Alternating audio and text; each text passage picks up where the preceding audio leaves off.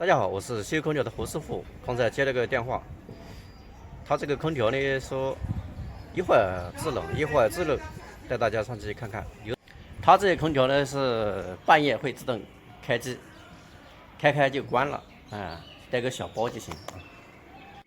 这个老山羊好像有点历史了，蛮长时间了。这台空调我讲，空调是蛮长时间嘛，人家这个人他这他这妈不好讲话，不好讲话。他不好讲话。这个室内温度18度，我们设定是多少度？看一下，27度、28度。哪个镇子面？外面。你打的是自动模式，应该。打的自动模式是吧？模式应该改一下子，应该搞到自动模式吧？那带翻盖的嘛？那我也是不会搞，就是现在没有。哦，方式这个方式就是制冷自热的方式，然后。我这个制冷的方式想搞的对吧？我再重新弄一下子。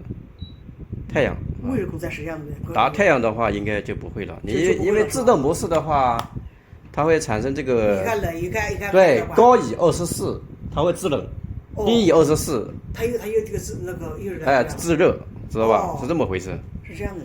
对，你要打太阳就太阳，太阳是制热模式。也是模式就不会有了，是吧？对，不会是一会儿制冷一会儿制热。你先去用用看吧。这正常在这块。开个5分钟试一下子啊。看一下是制冷还是制热，稍微跳来跳去啊。遥控器是翻盖的，也可能不太会用，它合上去。美人他用的是那个暖气片，因为这个他不会，他有多大不会用这个空调？有50-60岁了。哦，50-60岁了，难怪那没办法。哦，行，效果很好哦。效果很好。热气吹得我都要冒汗了。是。以前的三洋空调还是质量很好的，这个是正宗的三洋。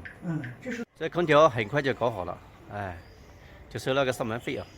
好多人都关心这个到底要收多少钱。收个上门费就行了，都是老熟人啊。本期视频就到这里，如果喜欢胡师傅的，麻烦点个关注，谢谢大家，我们下期再见。